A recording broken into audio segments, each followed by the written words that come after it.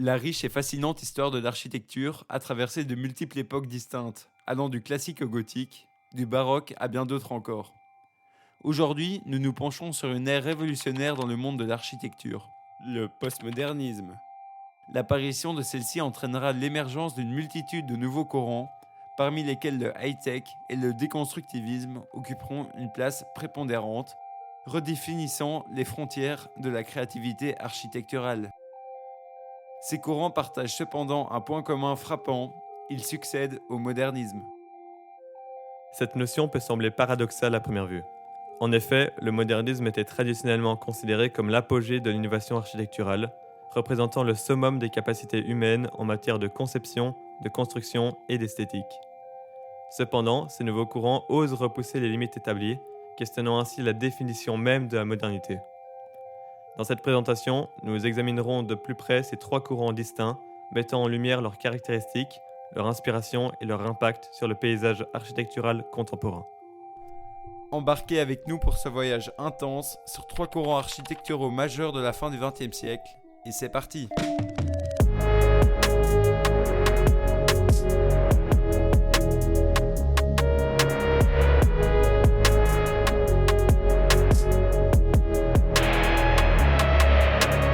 L'arrivée de l'architecture postmoderne va marquer un tournant significatif dans l'histoire de l'architecture moderne, apportant une toute nouvelle vision sur l'esthétique et l'utilité des bâtiments. Fin des années 30, le modernisme devient le mouvement dominant du XXe siècle. Celui-ci valorisait les principes de la fonctionnalité, du rationnel et de la simplicité. Les artistes de ce mouvement cherchaient à créer des bâtiments efficaces avec un style épuré. Les architectes emblématiques du mouvement moderniste incluent entre autres Le Corbusier ou Ludwig van der Rohe, connu notamment par la fameuse phrase « Less is more ». Ce courant était, et est toujours par certains, considéré comme l'apogée de l'architecture. Néanmoins, à partir des années 50, une réaction contre les principes stricts du modernisme a émergé, rejetant l'approche rationaliste au profit d'une esthétique plus expressive, plus symbolique et travaillée. L'architecture postmoderne s'explique généralement comme un mouvement opposant le modernisme en utilisant de l'ornementation, une structure complexe et originale, des références au passé, etc. Les architectes postmodernes vont rejeter ce besoin de fonctionnalité pure pour apporter une certaine esthétique nouvelle aux bâtiments trop simples modernes.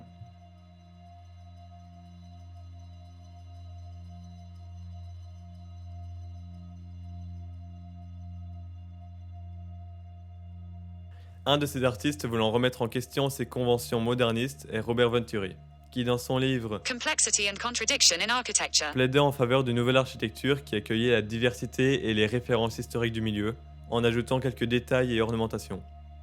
On le considère maintenant comme le père du postmodernisme, même si son style n'est pas vraiment représentatif du mouvement qu'on reconnaît aujourd'hui. Ces bâtiments sont encore assez simples, bruts et pratiques. C'est sa Vanna Venturi House qui fera la transition entre le modernisme et le postmodernisme, en apportant déjà quelques aspects d'ornement à la structure épurée moderne. Mais cette envie d'opposer les idéologies modernistes va rapidement se disperser et atteindre de multiples artistes partout en Amérique, en Europe ou en Asie de l'Est, ce qui va améliorer le mouvement. Grâce à ces artistes, on pourra voir l'apparition de caractéristiques définissant le postmoderne, telles que l'ornementation, l'utilisation de couleurs, l'humour ou ironie, la juxtaposition de formes, l'exagération et bien d'autres. Charles Moore est un de ces artistes voulant également se libérer du modernisme. Son style se caractérise par son utilisation audacieuse de couleurs, motifs et matériaux originaux, ainsi que pour une réinterprétation d'éléments historiques. Pour commencer, voici la Piazza d'Italia, créée en 1970.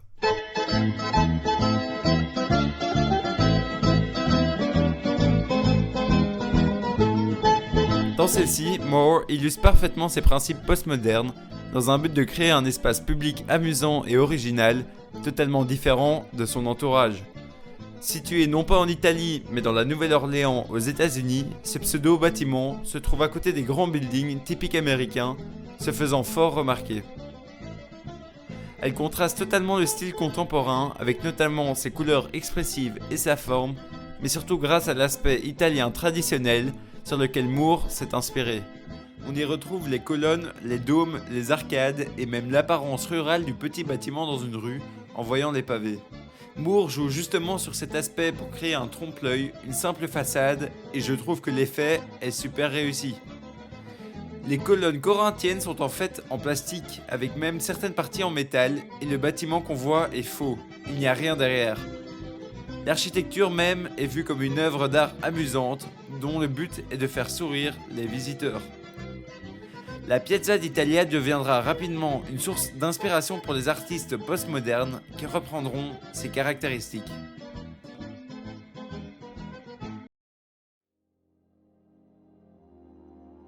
Plus tard, en 1991 au Japon, fut construit le M2 Building par Kengo Kuma.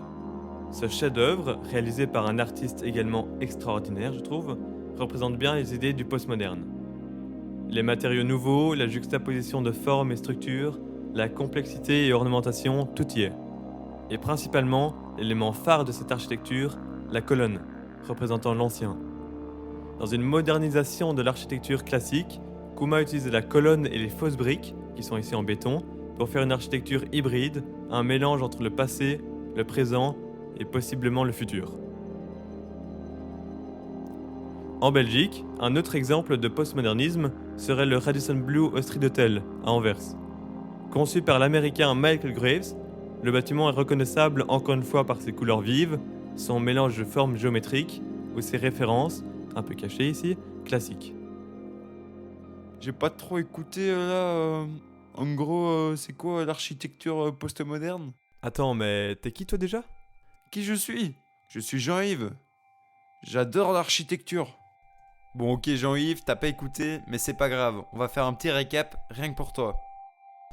Bon Jean-Yves, si tu veux reconnaître un bâtiment postmoderne, tout d'abord tu dois regarder sa semi-simplicité.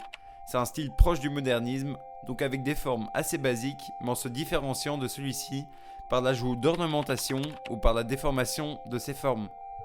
On trouve souvent une juxtaposition assez complexe des formes, formant un tout.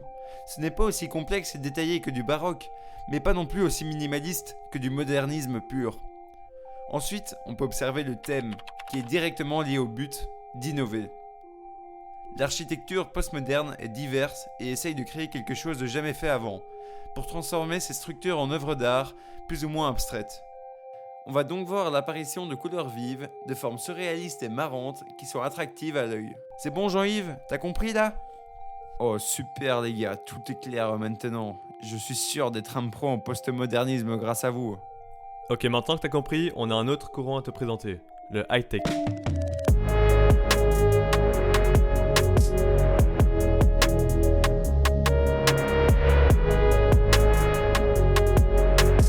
Le mouvement architectural apparaît au cours des années 70 dans une idée de continuité du modernisme. Durant ces années-là, on est dans un essor technologique, notamment avec les conquêtes spatiales, les ordinateurs, etc. C'est un style qui est en opposition au postmodernisme, notamment avec ses côtés ressemblant plus à des usines, donc souvent avec des couleurs plus limitées, et où les structures du bâtiment sont explicites sur les façades, elles ne sont plus dissimulées. C'est le dernier style majeur du XXe siècle. Ok, maintenant, avec ces 5 caractéristiques, on peut déceler le style high-tech. 1. L'architecture high-tech se concentre surtout sur les façades extérieures des bâtiments. Ce style aura pour objectif une mise en avant des éléments techniques qui composent le bâtiment.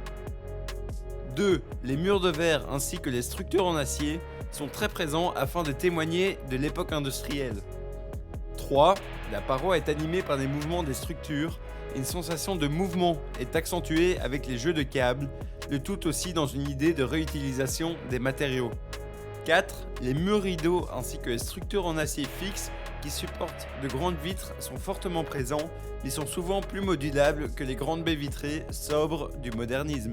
Et enfin, 5. Le bâtiment type high-tech est aussi très fonctionnel dans son utilité et est conçu afin d'être le plus efficace dans sa conception, et tout est pensé pour que ça soit le plus logique et le plus fluide possible. Pour illustrer ces 5 caractéristiques, prenons place à quelques exemples majeurs qui ont marqué l'époque high-tech.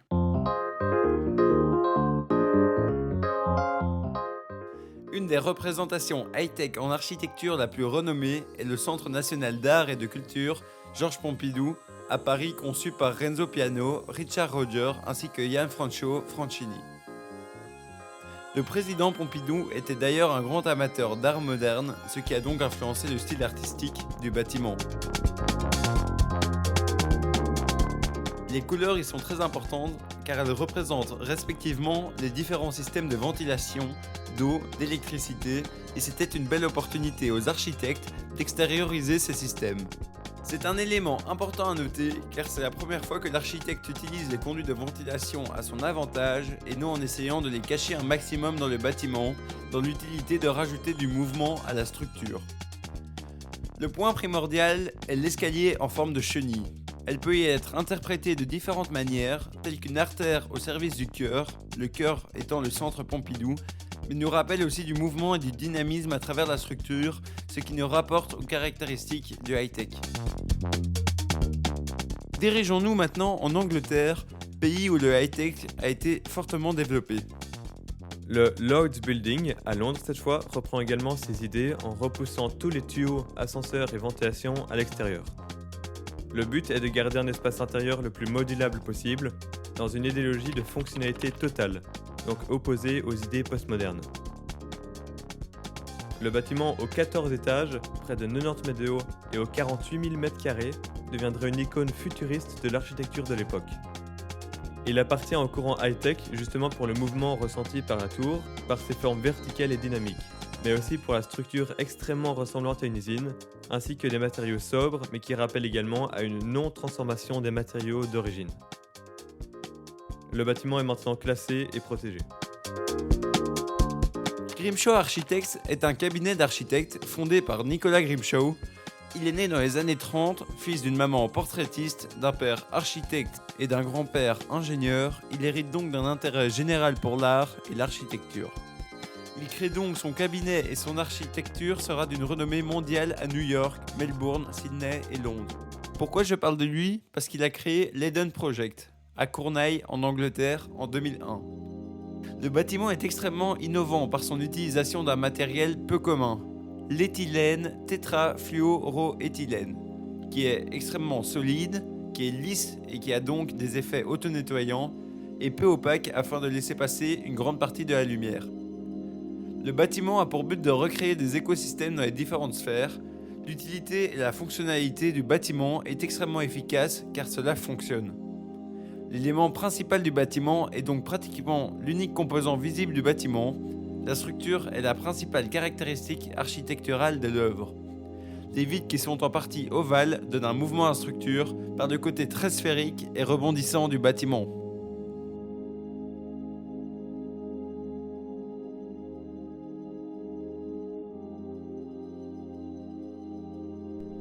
Un autre exemple serait le Willis Building. L'édifice, conçu avec une réflexion à la fois intérieure et extérieure, s'harmonise parfaitement avec la hauteur des bâtiments environnants. Ces vitres réfléchissantes s'ajustent en fonction de la luminosité, offrant un environnement de travail dynamique et fonctionnaliste, caractéristique du style high-tech, avec des espaces de travail en open space. Le Centre spatial national de Leicester est aussi un exemple qui a été construit par le même architecte et les mêmes matériaux que le projet Eden. On peut aussi parler du Centre arabe à Paris, fondé par Jean Nouvel en 1987.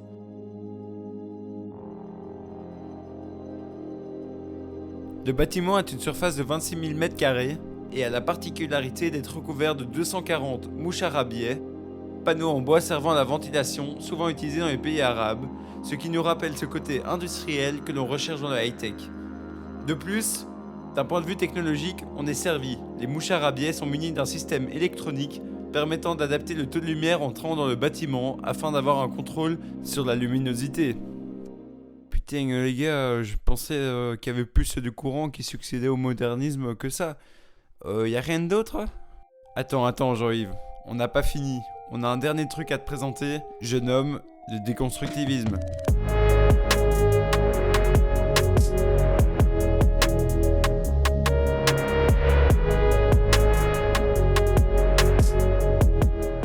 Le déconstructivisme, lui, apparaît plus progressivement et découle directement de l'architecture postmoderne.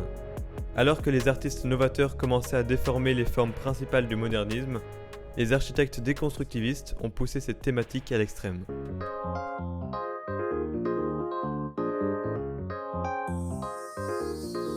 Frank Gehry est l'un d'eux qui, dans son œuvre Maison dansante, défie les conventions architecturales en créant une structure sculpturale et ludique. Cette maison emblématique, située à Prague, incarne l'esprit du déconstructivisme en fusionnant des éléments organiques et des formes géométriques, défiant ainsi les notions traditionnelles de symétrie dans l'architecture contemporaine. Il apporte une structure ludique à un style assez classique en les métamorphosant en deux danseurs qu'il nommera Fred et Ginger. Il va exagérer les formes courbées féminines du bâtiment de gauche et au contraire la rigidité dans le cylindre de droite. Cette transformation des formes va être la caractéristique principale du déconstructivisme. Sauf qu'au lieu de modifier une forme simple existante, il décide plutôt de les exploser. Il veut montrer qu'un bâtiment ne doit pas particulièrement être fermé, solide et dans un volume simple terminé. Il souhaite au contraire prouver l'existence possible d'un espace qui s'ouvre, dans ses formes ainsi que dans l'idée. Et avec cette idée d'esprit, il va créer le musée Guggenheim de Bilbao, qui va être un énorme succès.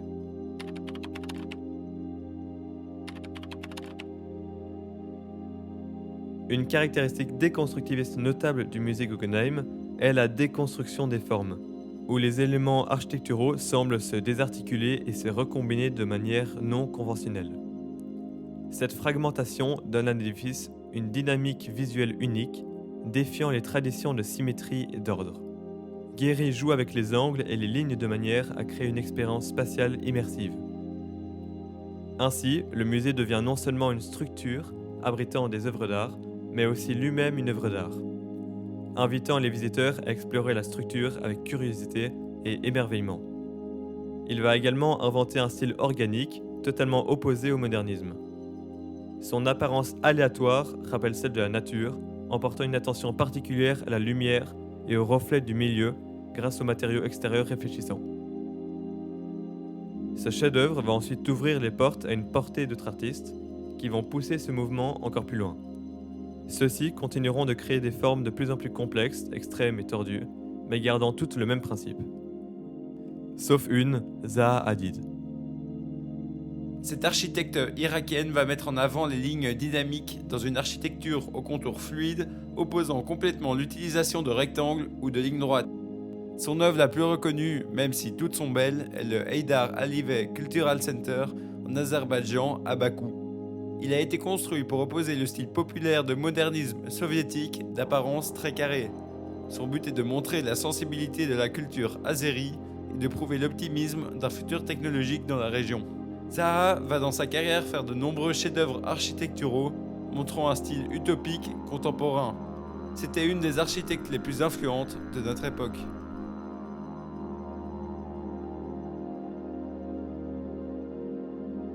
Pour expliquer, le déconstructivisme émerge comme une évolution naturelle de l'architecture postmoderne, où les architectes explorent de manière radicale la déformation des formes architecturales conventionnelles. Frank Gehry, avec son musée Guggenheim de Bilbao par exemple, incarne cette tendance en déconstruisant les formes traditionnelles pour créer une structure dynamique et expressive. Cette approche déconstructiviste se caractérise par une fragmentation des formes et d'une dynamique visuelle unique, défiant les conventions de symétrie et d'ordre. Gehry ouvre ainsi la voie à une nouvelle génération d'architectes qui poussent encore plus loin les limites du déconstructivisme. Zaha Hadid, en particulier, se distingue par son utilisation des lignes dynamiques et fluides, s'opposant aux formes rectangulaires du modernisme. Son œuvre, telle que le Heydar Aliyev Cultural Center, incarne une vision utopique contemporaine, mettant en avant la sensibilité culturelle et technologique de son époque. Zaha Hadid reste une figure emblématique de l'architecture contemporaine, influençant et inspirant les générations futures avec son style novateur et audacieux.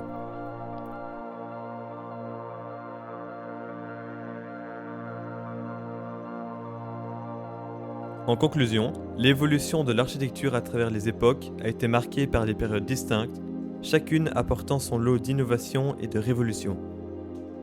Le postmodernisme, Le high-tech et le déconstructivisme représentent des courants architecturaux révolutionnaires qui ont redéfini les normes établies et repoussé les limites de la créativité architecturale. Mais afin que ça soit le plus clair possible, voici un récapitulatif des caractéristiques des 3 courants que l'on vient de vous présenter. Dans le postmodernisme, le courant s'oppose au modernisme et à sa sobriété. Il possède des formes plus déformées avec également des ornementations. Le courant est aussi là pour innover, il veut changer de ce que l'on connaît déjà. Le bâtiment est directement une œuvre d'art. Il y a aussi des références au passé vis-à-vis de l'Antiquité ou en référence à des styles d'architecture ancienne. L'utilisation des couleurs sont également de la partie. Pour le high-tech, on va utiliser des matériaux et des looks industriels et on va viser la fonctionnalité et la flexibilité. Il y a un effet qui est futuriste et dynamique et le courant s'oppose au postmodernisme. Et pour finir, dans le déconstructivisme, on a une déformation et une métamorphose des formes, une explosion, une déconstruction des formes traditionnelles, et on ressent aussi une sensibilité culturelle et historique de l'époque et du milieu, en ayant une structure unique du bâtiment. Merci de nous avoir écoutés durant ce petit film documentaire sur le postmodernisme, le high-tech et le déconstructivisme, et à bientôt.